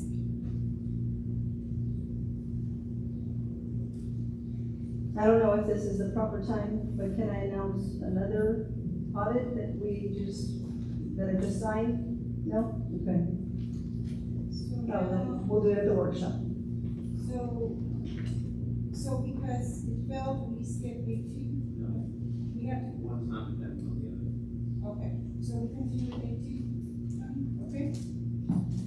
A2, discussion and possible action to solicit requests for qualifications for tax attorney services requested by, Oscar Hernandez and Pete Martinez. May I have a motion, please? I so move, basically, again, I'm asking for a request for qualification tax attorney services. Do I have a second? Second. We have a first by Mr. Hernandez and a second by Mr. Delgado. Any discussion? I think, we have had the discussion already, so, again, my point is, the renewal, and also we have new, 3 board members, and, I think it's a great opportunity for them to learn the process of, selecting tax attorneys. And I feel free, Any further discussion? Will the requester? request for call. Ms. Chair, can you repeat that again? I apologize. Which part, Mr. Howell?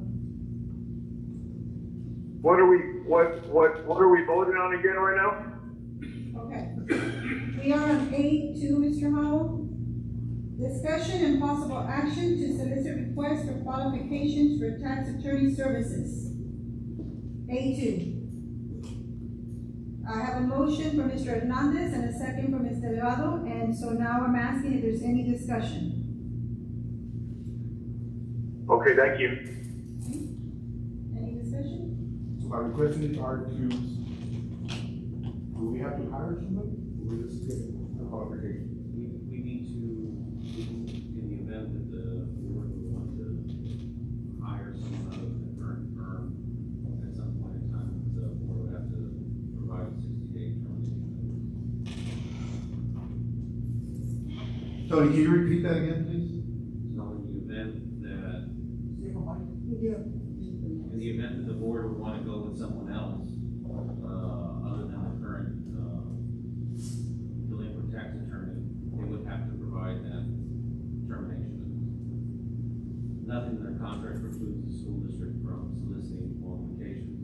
However, in order to engage another firm, in the event that the board wants to engage another firm, you have to provide the termination notice. So you can Request a qualification. Sure, you can. When we get five tax attorneys come in, and we see one that we really like at that point in time, then we'll have to do a 60-day notice and all this. Correct. Okay.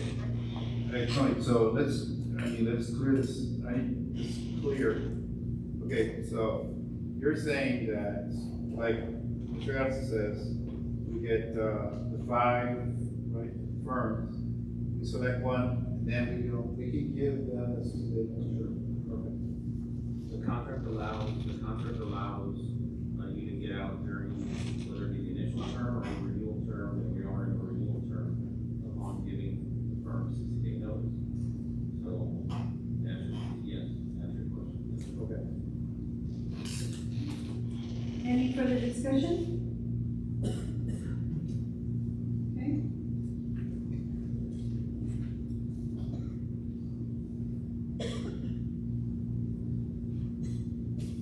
Okay, so, Will this, excuse me, I'm sorry. go ahead. Will this, provide the information that you need, Captain? By going through the presentation and stuff like that? Well, you've never seen one before, so you wouldn't. Right? No, I would.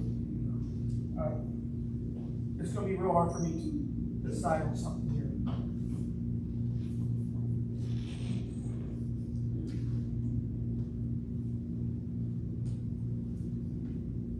Any further discussion? No? Okay, thank you. All those, in favor of, to solicit requests for qualifications for tax attorney services? In favor, say aye, please. Aye. Aye. Aye. All those opposed, same sign? Aye. Aye. You're gonna abstain, sir? Okay. So we have, 4 ayes and opposed 2, so the motion passes.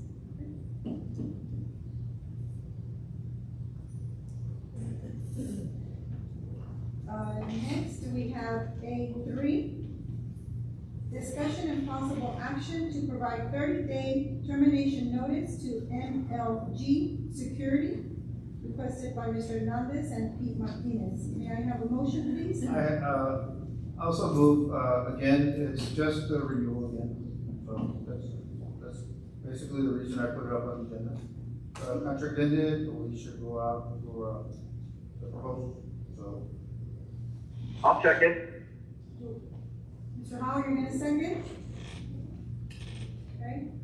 I have a first by Mr. Hernandez, a second by Mr. Howell. Any discussion? The same thought process told me that we don't have to do the 30-day termination. Prior to? No, sir. I have a question. Item 3 has 30 days and item 1 has 60 days. Is there a reason? It's because of the agreement that we have with the security services, the 30-day notice, and the agreement was with the last item was 60 days. Okay, all right, thank you. So the only comment that I have regarding sorry, this is, I think the timing is a little, you know, we got a lot of activities coming up, graduation, things like that. I'm a little concerned about switching a firm right in the middle or something like that. I don't know if we had any complaints about the current provider. Ms. Manila, you're aware of? I have not received any complaints about MLG security. Well, we have the principals here. Principals, any concerns with security at the campuses right now? If I may, I do want to just say, you know, the timing is, if we could wait until the summer, that would be ideal. We have activities going on. We have a lot of students coming in face to face. We expect more these last 6 weeks of school. Graduation, senior activities, athletic events are still going on. So just something for consideration. Any other discussion? Okay, all those in favor to provide, Sorry. I'm sorry, excuse me. all those in favor to provide a 30-day termination notice to MLG Security, say aye. Aye. All those opposed? I'm sorry, on the security. Aye. All those- Aye. Okay, we have 3. All those opposed, same sign? Aye. Aye. Aye. Okay. Motion fails. Okay. Next we have, do I have to read the next one? Okay. Discussion and possible action to solicit requests for proposals for security guard services requested by Mr. Hernandez and Mr. Martinez. May I have a motion, please? I so move, late chairman, and the reason, again, the renewal, and also, that's the free market, let them compete, okay? Do I have a second? I'll second it. I have a first by Mr. Hernandez, a second by Mr. Martinez. Any discussion? Lady Chair and, members of the board, again, I think, we should let the vendors, present and, the wishes of the board. Again, I say it again, let the free market, reign, and, maybe the joke I just said, again, we're not communists, right? Any other discussion? Okay, thank you. All those in favor to solicit requests for proposals for security guard services, say aye. Aye. Aye. Okay. All those opposed, same sign? Aye. Aye. Aye. Aye. Mr. Howell? He said Aye. I want to go out for proposals. So he said. Voted for. He voted for, okay. Okay, we have, 3 to 4, motion fails.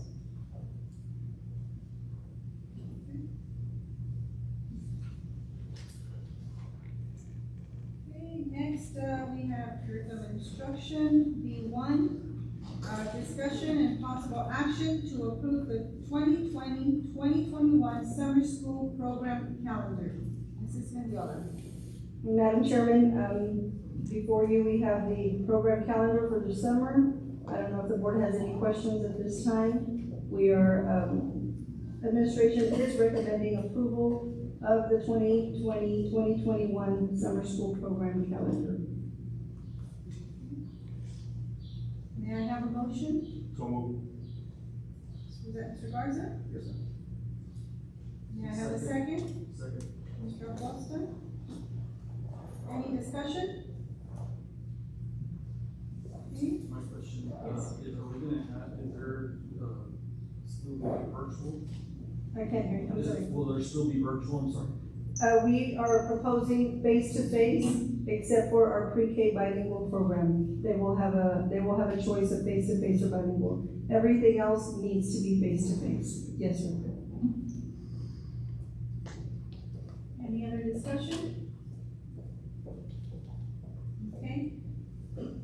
All those in, excuse me, All those in favor to approve the 2020-2021 summer school program calendar, say aye. Aye. Aye. Any opposed? Aye. Any opposed? Okay, motion passes. Now we have, governance, C1. Discussion and possible action to approve resolution authorizing new bank signatures. Mrs. Mendiola. Madam Chairman, administration is recommending approval of resolution authorizing new bank signatures. May I have a motion to approve resolution authorizing new bank signatures? A motion. May I have a second? Second. I have a first by Mr. Martinez, a second by Mr. Acosta. Any discussion? Okay, thank you. All those in favor say aye. Aye. Aye. Aye. Any opposed? Motion passes.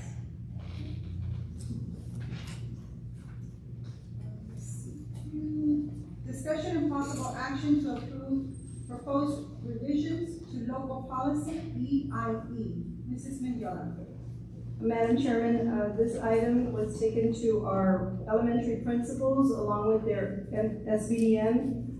They gave input as to making these policy revisions for promotion and retention at the elementary level.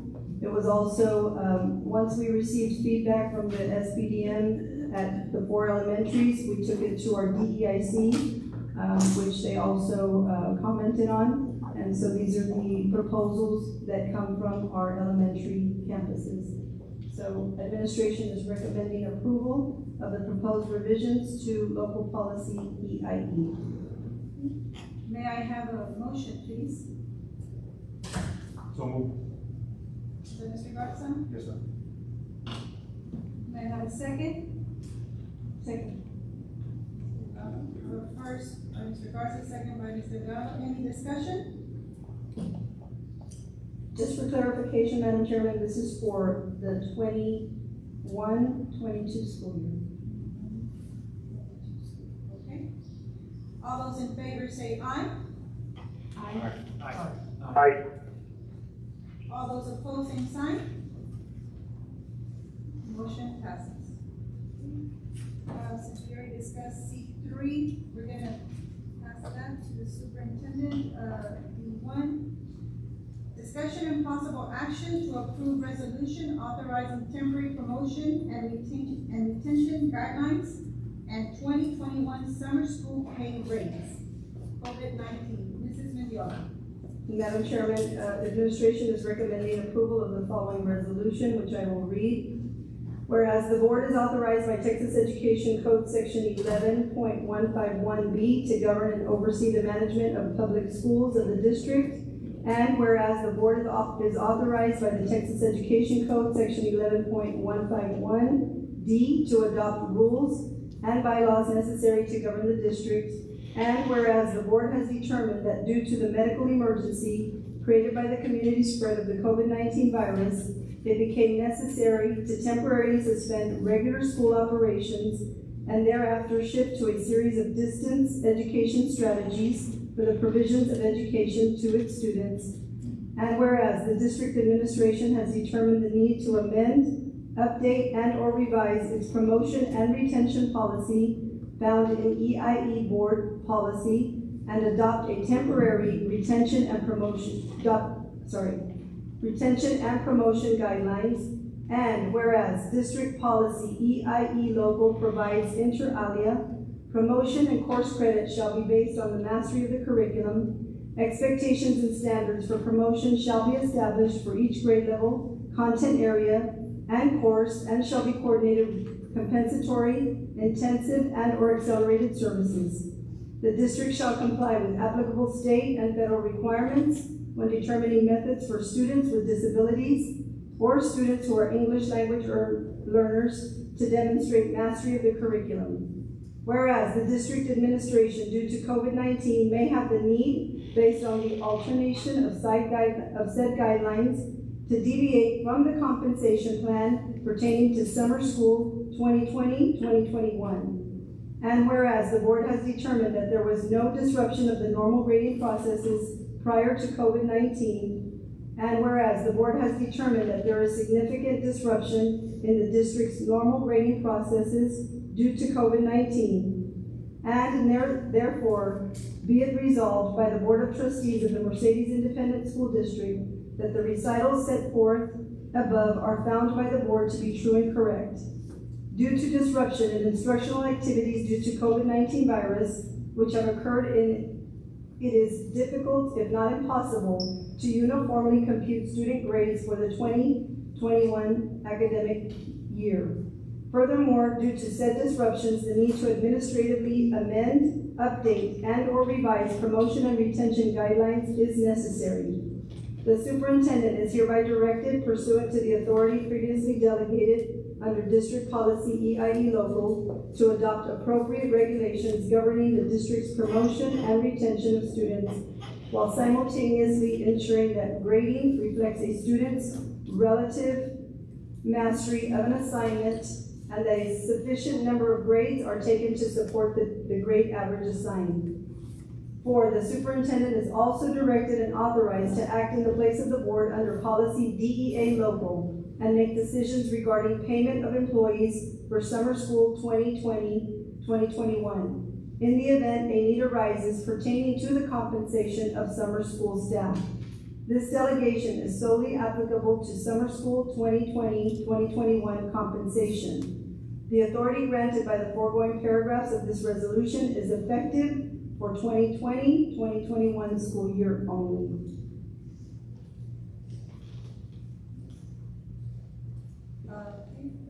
May I have a motion to approve the resolution authorizing temporary promotion and retention guidelines and 2021 summer school pay rates, COVID-19? May I have a motion? I so move. May I have a second? I second. So first by Mr. Hernandez, a second by Mr. Garza. Any discussion? All those in favor say aye. Aye. Aye. All those who oppose, same sign. Motion passes. We are now at the consent agenda. I'll start over on my right-hand side. Mrs. Delgado, anything you'd like to for discussion? No. Mr. Hernandez? No. Mr. Garza? No, ma'am. Mr. Howell? No, ma'am. Mr. Martinez? No. Mr. Acosta? Okay. I can please have a motion to approve the consent agenda as presented. I so move. First by Mr. Hernandez, may I have a second? Second. Second by Mr. Acosta. Any discussion?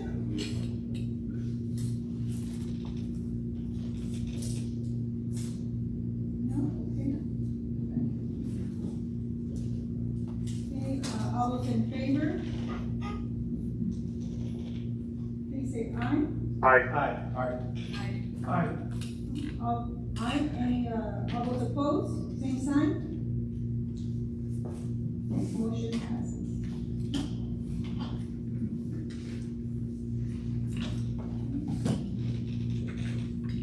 We are now in executive session, personnel pursuant to section 551.074 of the Texas Government Code and attorney consultation pursuant to section 551.071 of the Texas Government Code, resignations, terminations, appointments, evaluations, reassignments, duties, and discipline of paraprofessional and non-contract employees, teachers, substitutes for maintenance, transportation, and cafeteria department.